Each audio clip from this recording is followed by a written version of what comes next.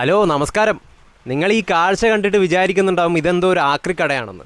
എന്നാൽ സംഭവം അങ്ങനെയല്ല, ഇത് വേറെ ലെവലാണ് സംഭവം.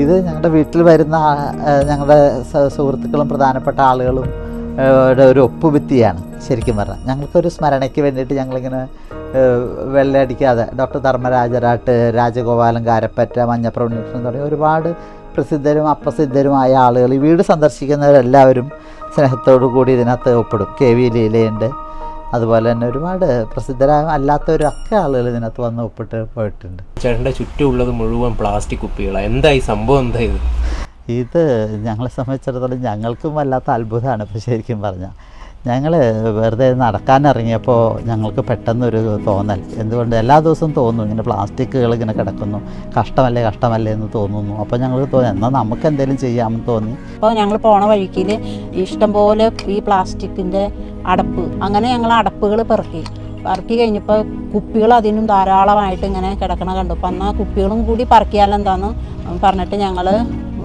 കുപ്പിയും കൂടെ ഞങ്ങൾ ശേഖരിക്കാൻ തുടങ്ങി.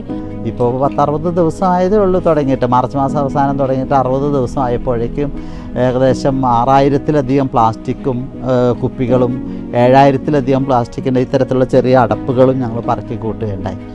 ഞാനും രാത്രി ഒരുമിച്ചാണ്. ഞങ്ങൾ ഒരൊറ്റ ആത്മാവിൻ്റെ ശരീരം എന്ന് പറയുന്ന രീതിയിലാണ് എല്ലാ പ്രവർത്തനങ്ങളിലും. ഇപ്പോൾ ഗ്രന്ഥശാല പ്രവർത്തകർക്കുള്ള ജില്ലാതലത്തിലുള്ള പുരസ്കാരം ഞങ്ങൾക്ക് 2 പേർക്കും കിട്ടിയത് അതൊരു ചരിത്രത്തിൽ ആദ്യമായിട്ടാണ് അങ്ങനെ കിട്ടിയിട്ടുള്ളത്. രാധ കൂടി ചേർന്നിട്ടാണ് ഞങ്ങൾ ഈ പ്രവർത്തനങ്ങൾ ചെയ്യുന്നത് രാവിലെ. അന്നൊക്കെ ഒരു ചമ്മൽ പോലെയായിരുന്നു, പക്ഷെ അതിപ്പോൾ ആളുകളത് ഏറ്റെടുത്ത പോലെയാണ്. നമ്മൾ പറക്കുമ്പോൾ പല ആളുകളും അവർ കുപ്പികൾ കൊണ്ടുവന്ന് നമുക്ക് തരികയാണ് ഇപ്പോൾ ചെയ്യുന്നത്. ഒരു ദിവസം ശരാശരി 100 കുപ്പികൾ വീതം ഞങ്ങൾ പറക്കുന്നു ഓരോ ദിവസവും. 7000-ഓളം കുപ്പിയുടെ അടപ്പുകളും ഇത് കൂടാതെ ഞങ്ങൾ ശേഖരിച്ചു. പിന്നെ മദ്യക്കുപ്പികൾ 300-ലേറെ മദ്യക്കുപ്പികൾ ശേഖരിക്കുകയുണ്ടായി. മദ്യക്കുപ്പികൾ ആളുകളെ കുടിച്ചു കഴിഞ്ഞിട്ട് ഇപ്പോൾ എനിക്ക് തോന്നണേ ഈ റോഡ് സൈഡിൽ ഇങ്ങനെ വെച്ചേക്കാണ് ഈ കുപ്പികൾ അപ്പോൾ ഇപ്പം ഞങ്ങൾ പറക്കി തുടങ്ങിയ പിന്നെ ആളുകൾ ഈ സഞ്ചിയിൽ കൊണ്ടുവന്ന് റോഡ് സൈഡിൽ വെക്കുന്നുണ്ട്. അപ്പോൾ ഞാൻ പറയായിരുന്നു നമ്മളിങ്ങനെ പറക്കണ കണ്ടിട്ട് ആളുകൾ കൊണ്ടുവന്ന് വെക്കുമായിരിക്കും. ഇത് പ്ലാസ്റ്റിക്കിൻ്റെ ഉപയോഗം കുറയ്ക്കുക, പ്ലാസ്റ്റിക് മാലിന്യം സമൂഹത്തിൽ നിന്ന് നീക്കം ചെയ്യുന്നു. ഉപയോഗം കുറയ്ക്കാനായിട്ട് ചെയ്യുന്ന മറ്റൊന്ന് റീസൈക്കിൾ ചെയ്യുക എന്നുള്ളതാണ്. റീസൈക്കിൾ ചെയ്ത് കിട്ടുന്ന ചെറിയ സാമ്പത്തിക നേട്ടം ഉണ്ടാകുമെന്ന് ഞങ്ങൾ വിചാരിക്കുന്നു. അത് കാലടി SNDP ലൈബ്രറി, സ്റ്റേറ്റിലെ ഏറ്റവും വലിയ ലൈബ്രറികൾ അവാർഡൊക്കെ കിട്ടിയ ലൈബ്രറിയാണ്. അവർക്ക് ശാസ്ത്ര പുസ്തകങ്ങളുടെ കോർണർ വിപുലപ്പെടുത്താനായിട്ട് ഞങ്ങൾ തുക ഉപയോഗിക്കണമെന്നും വിചാരിക്കുന്നുണ്ട്. ഞങ്ങൾ പല ലൈബ്രറികളിലേക്കും ഇത് കുപ്പികളുടെ കുട്ടികൾക്ക് വേണ്ടിയിട്ട് ആർട്ട് വർക്ക് ചെയ്യാനായിട്ട് ഒരു തീരുമാനം അങ്ങനെ വിചാരിക്കുന്നുണ്ട്. വായന എൻ്റെ ജീവിതത്തിൻ്റെ ഒരു ഭാഗമാണ്.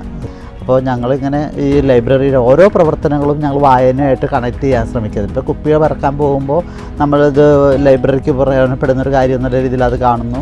ബോട്ടിലോട്ട് വർക്ക്ഷോപ്പ് നടത്തുമ്പോൾ അതും കുട്ടികൾക്ക് വായനയുടെ പ്രോത്സാഹനം നടത്തുന്നു. അപ്പോൾ അങ്ങനെ പല വിധത്തിൽ വായനയിലേക്ക് ജനങ്ങളെ കൊണ്ടുവരിക എന്നുള്ളത് തന്നെയാണ് അടിസ്ഥാനപരമായിട്ട് നമ്മൾ ഉദ്ദേശിക്കുന്നൊരു കാര്യം. ഇപ്പോൾ കാലടിയിൽ ബുധസംഗമം എന്ന് പറഞ്ഞൊരു കൂട്ടായ്മ കഴിഞ്ഞ 16 വർഷത്തോളമായിട്ട് അത് പ്രവർത്തിക്കുന്നുണ്ട്. എല്ലാ ബുധനാഴ്ചകളിലും വൈകുന്നേരം നടക്കുന്ന ഒരു വായനാ കൂട്ടമാണ്. അപ്പോൾ അത് അങ്ങനെയുള്ള പ്രവർത്തനങ്ങൾ വ്യത്യസ്തമായ രീതിയിൽ നമ്മൾ സ്കൂളുകളിൽ പുസ്തക പ്രദർശനം അടക്കമുള്ള പരിപാടികൾ ചെയ്യുമ്പോൾ നമ്മൾ വീണ്ടും ഇത് സ്കൂളുകളിൽ കൂടി എത്തിക്കാൻ, ഈ സന്ദേശം എത്തിക്കാനുള്ളൊരു ശ്രമം ഞങ്ങളിപ്പോൾ ജൂൺ മാസത്തിൽ അവസാനമാകുമ്പോഴേക്കും വായനാ വാരത്തിനോടനുബന്ധിച്ച് ചെയ്യാൻ ഉദ്ദേശിക്കുന്നുണ്ട്.